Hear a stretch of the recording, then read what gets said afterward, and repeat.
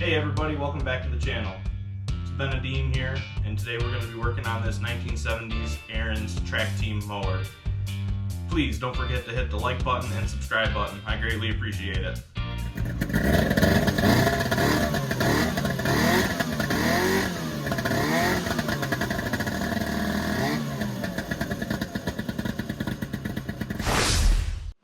Hey everybody, welcome to the channel.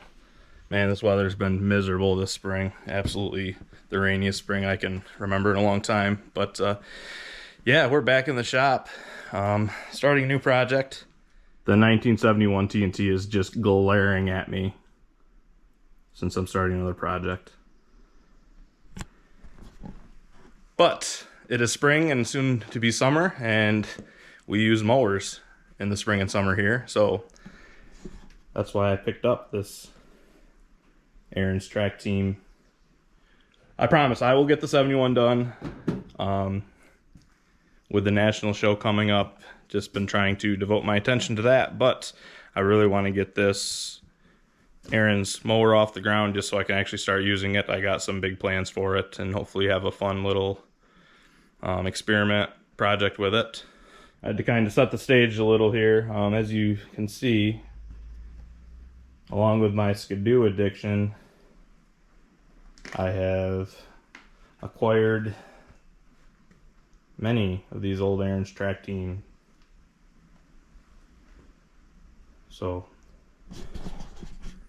whew, as if I didn't have enough projects going with the skidoos. But with the winter we had, it was a great time to pick up these old snowblowers because I got a good use out of it. So why I got into these Ariens snowblowers slash Trac Team.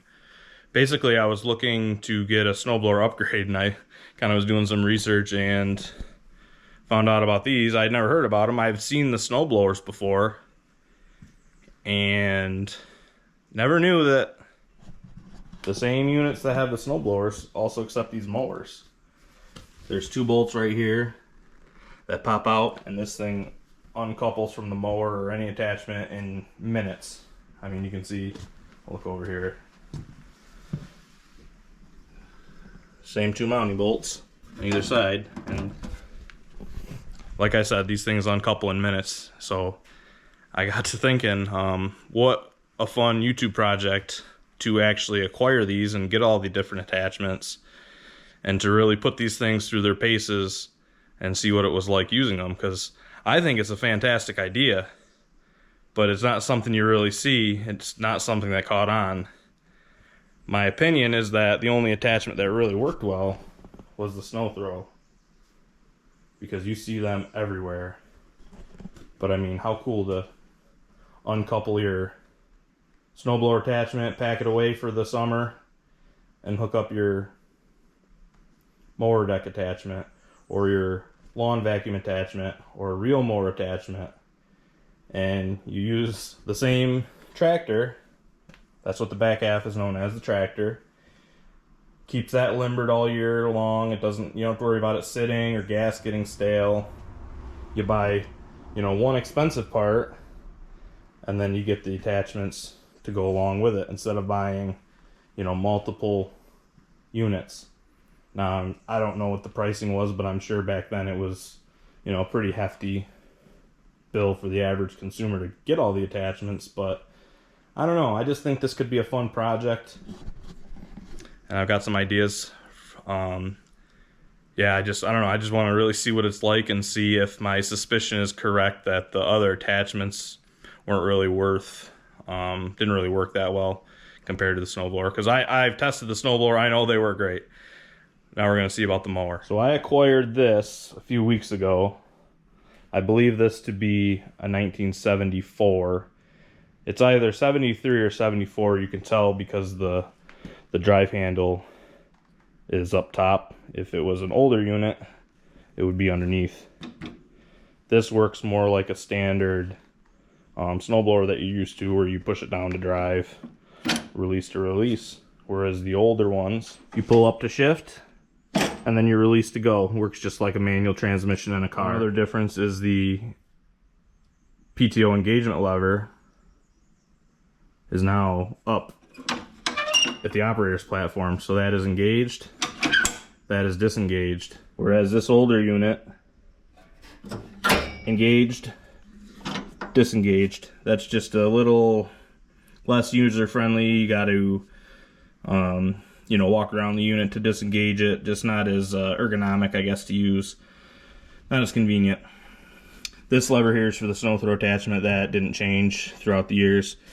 Engaged, disengaged. That's handy if you're just moving the unit around. You don't have to have the augers running. So I came across this on Facebook Marketplace, and it was actually set up as a snow blower. I'll pop a picture to how I found it, and I quickly swapped over the mower because why wouldn't you? It's just so cool. But yeah, so it came as a snow blower. There was 2 mower deck attachments like this. One is actually for a later unit, I believe. It's a little bit different setup. And it came with 2 reel mowers, which coincidentally, no, excuse me, 1 reel mower. Coincidentally, I already had 2 reel mowers. Definitely want to try those out at some point, but yeah, this mower deck is so cool. I mean, that's just solid. I mean, you'd be hard pressed to find anything consumer grade that is built this heavy duty, and it still has the disengagement lever here, so you can run the drive wheels separate from the attachment, which, you know, a little bit of a safety thing, but just super convenient, so you don't have to, you know, have the blades spinning in the garage or, you know, around people or loading it on a truck or whatever. It's just much better setup than having the blades full time like you would on a push mower. So I kind of was eyeballing this setup for a while, and I really like the idea of getting this tractor just because it is the later one and has the other different setup, the more modern setup for the drive. This is the lower horsepower unit. You can tell because it has the white handlebars. If it was the higher horsepower engine option, it would have chrome handlebars. The lower horsepower ones always had white. And the other thing that I think is really cool is I do believe this was used with this mower. You can see by the witness marks here on the belt guard that that's been rubbing right in there. Hard to see them, but I definitely believe that this was used as a unit. And the other reason I can tell is the heater box is long gone. This has the air cleaner, which you were supposed to run during the summer. Snowblowers don't run air cleaners. You can see, you know, the heater box, that's long gone. I didn't get that. So this is definitely, without a doubt in my mind, has been used as a mower. Alrighty, so the plan for today, I am going to prep that Trac team for an engine swap. My feelings on Tecumseh engines is when they're good, they're good. When they're not good, they're not good. This engine actually did run, surprisingly. The fuel system is absolutely trashed. I put a other clean tank on it, but the carb is just so gummed up. I had it running, and it seems like it would run strong, but who knows for how long, and really just looking for something that is kind of turnkey and I can really put to the test without having to fuss with it too much, hopefully. I mean, you always fuss with everything because everything, especially this old, just needs tinkering. But yeah, so I have a new engine here for it, which I will probably hint towards a little later in the episode. But the plan for today, remove this old 7 horsepower Tecumseh and prep this for the engine swap. So if that sort of thing is interesting to you, please, as always, like and subscribe. I greatly appreciate it. It helps the videos out a ton, and you know, I have a lot of fun doing these videos, and I hope you have a lot of fun watching. So this should be a quick and easy swap. Basically, the first thing we'll do is remove the belt guard. There are 4 mounting bolts or nuts, 2 on each side. We'll remove those. Have to get the throttle cable unhooked, and then this should lift off as a complete engine package. So I'm going to set the camera up and get to work. I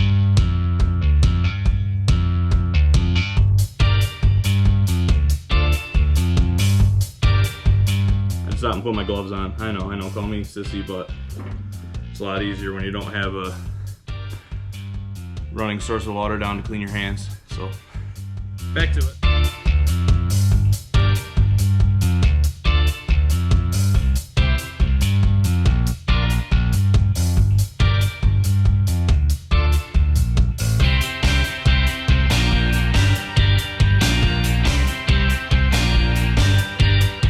So there we have it. That was about, I don't know, 5 minutes of just kind of putzing around, gathering the right tools, and that old Tecumseh is on the ground. A lot of dirt and gunk under there, but yeah, these old things are awesome to work on. That was so easy. So I'm going to clean up that engine mounting plate, and I want to test fit the new engine, because on the later models with this PTO engagement lever, there is an additional mount here that the older ones don't have. So I don't know for sure that this new engine is going to clear that, and I'm not modifying this in any way that is irreversible. So that should hopefully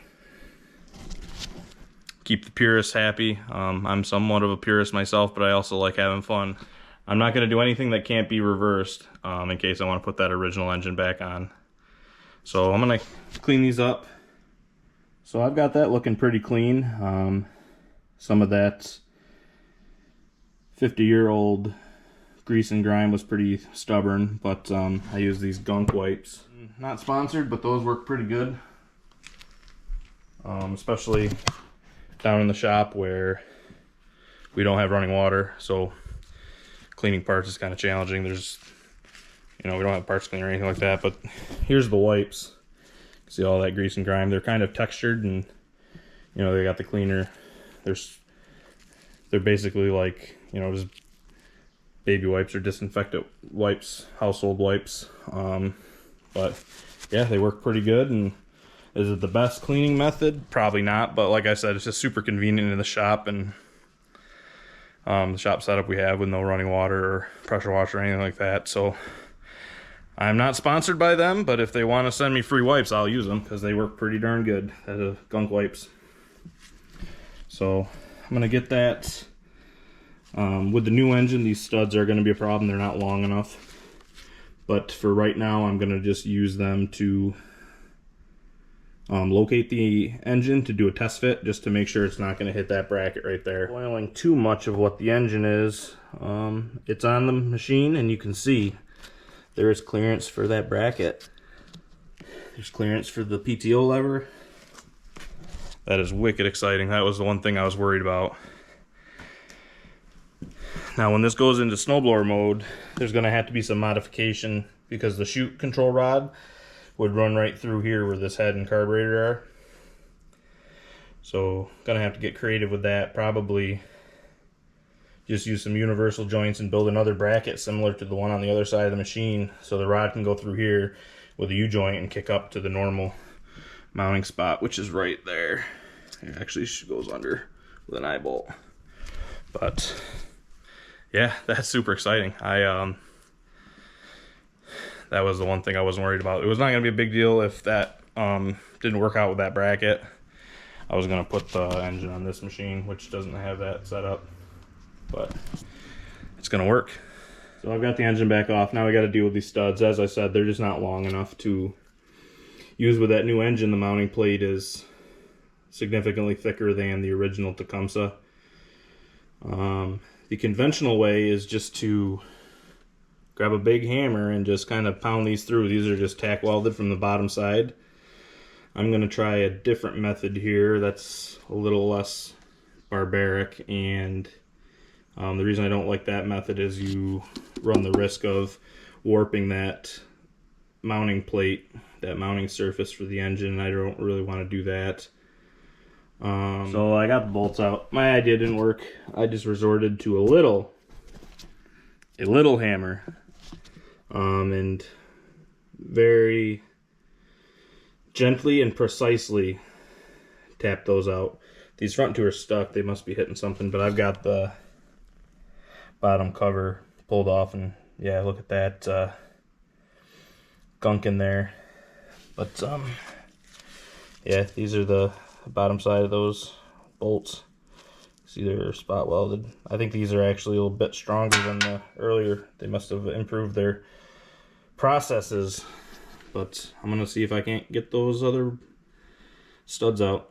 So I got those studs out in the front. They were being they were boxed in by some of the mechanism for the drive, which, because this is the later version, there was more parts and pieces in the way. I think we made good progress today. Definitely heading in the right direction. One last thing, I'm gonna try and get the pulley off the old engine because we're gonna reuse it. Should be the same size shaft. So yeah, we'll do that one last thing and then call it quits. We are working on the pulley, and I just wanted to show you my setup. This is actually a bearing separator, and that's my preferred method to use in this instance. I can't really say as to how well this would work with a really stuck-on pulley, but it definitely will work better than a 3-jaw puller because it just evenly distributes the load on the back side of the pulley because it's a plate. And that's just my preferred. That's always my first step when trying to do something like this. I already tested this, so I know it's easily coming off, but this one didn't seem that bad. I hit it with some penetrant, and I mean it's walking it off. But yeah, this is my first method for trying to do something like this. Just thought I'd share that. So as you can see, using that method, that came right off. But like I said, that shaft is pretty clean. It's not really, it wasn't that bad. I can't say that's the best method, especially if it was really locked on there. But I just don't really like using a 3-jaw puller because it puts pressure points, and it's very easy to crack these old pulleys. Yeah, sorry about my camera work there, but yeah, I'm gonna need this for the new engine. I also got the belt guard off here, which should mount on the new engine. And yeah, in the next episode we'll get working on that. So as always, I thank you very much for watching. Please hit that like button and the subscribe button. I greatly appreciate it. It helps me out a ton, and honestly, I really appreciate the support. Yeah, I think we made some really good progress on this. I'm trying to come up with a good name for this project. Don't really have anything, so for now it's just the Ariens Trac Team Mower. So I thank you, and please look out for the part 2 video where we actually mount the engine and do a first startup, hopefully. So I thank you, have a good rest of your day, and thanks for joining me.